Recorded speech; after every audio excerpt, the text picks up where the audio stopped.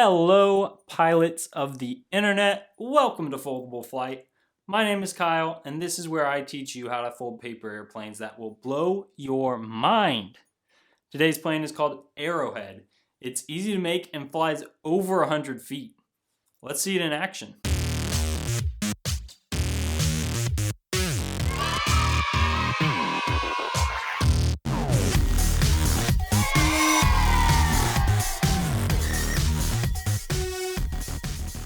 Okay, taking a close look here at Arrowhead, you can see it has this nice collection of layers right at the front, and that gives it weight towards the nose and its forward momentum. That's why it can fly so far.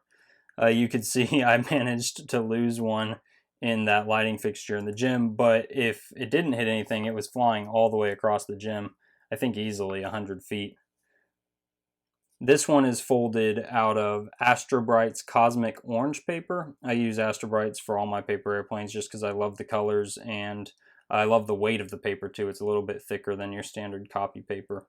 But if you want it to look like this one I have off to the side, this is folded using, again, the ASTROBRIGHTS Orange, but I've printed a template on it, and my patrons on Patreon will gain access to that template. I try to make a template for every plane I post to YouTube, so you can print it off, and really it adds something beautiful to the aesthetics of the plane. And you can see over here, these are a couple examples on other colors of paper as well. And without further ado, let's get started folding.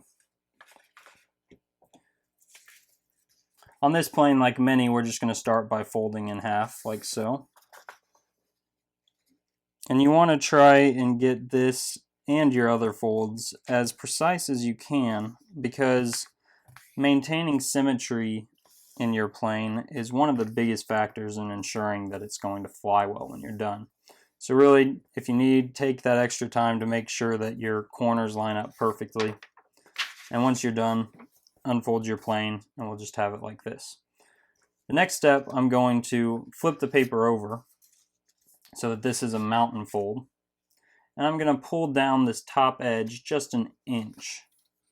And you can estimate an inch. Being exact is not crucial. I actually have an inch by inch grid here below me, so we'll be able to see how close I was. I did pretty well, but if you don't, it's really not a big deal. This is just an estimation. It won't dramatically impact the performance of your plane. So once we've done that, we're actually going to flip the paper back over. And I'm going to take this top edge here and I'm going to fold it to this center crease.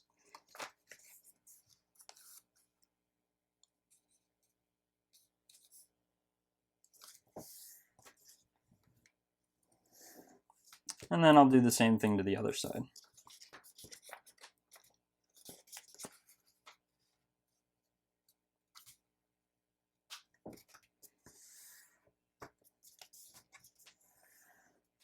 And now I'm going to take this entire top triangle here, and I'm going to fold that down.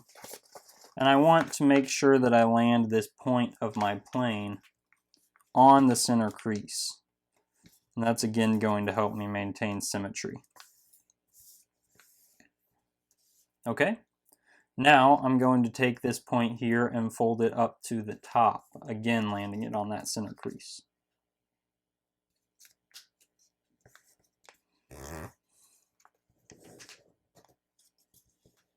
Okay, and now we flip the paper over once again. Now I will take this top edge and fold it to the center.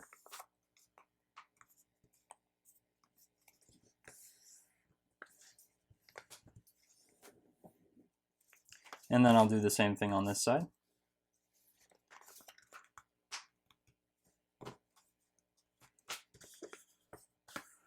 And it should look like this. I'm going to open up both sides. And using the creases we just made as a reference, I want to take this edge and fold it to this crease.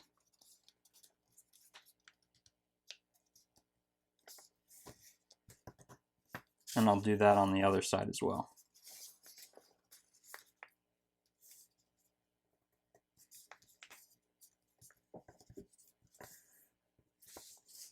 And now we can fold in using those existing creases. And our plane should look like this. Now this is the most difficult step in the whole thing, but it's still not too hard. We're going to pick our plane up like this, and you can see there's kind of this flap behind the point of our plane. And actually there's a pocket on that flap. Our objective is to tuck this point into that pocket. And the way I'm going to do that is I'm going to bend this a little bit and aim just off center, and then I'm going to slide it in there like that. So basically I tuck it in and it will self-correct and realign itself like that. And that's perfect. So that's what your plane should look like now. We're going to flip it over again. And now we're just going to fold it in half on that existing crease and make our wings. And our wings are going to be made by folding this edge here to land on this edge here. You'll want to start at the front where you have these thick layers, and you'll kind of have to work them into position.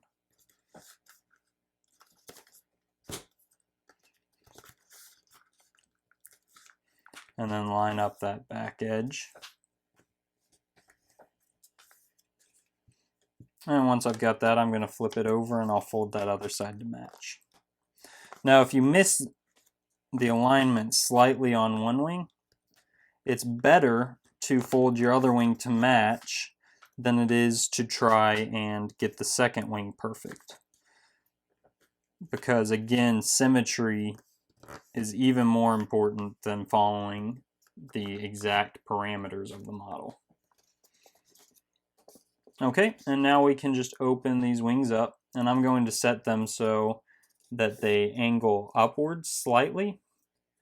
And the idea there is that's called dihedral angle, and it will help your plane to be self-correcting. So if it starts to turn, it will want to self-correct and right itself and continue in a straight trajectory. So again, guys, I got this to fly over 100 feet. Be sure to comment and let me know how far your longest flight is. Thanks for folding and good luck flying.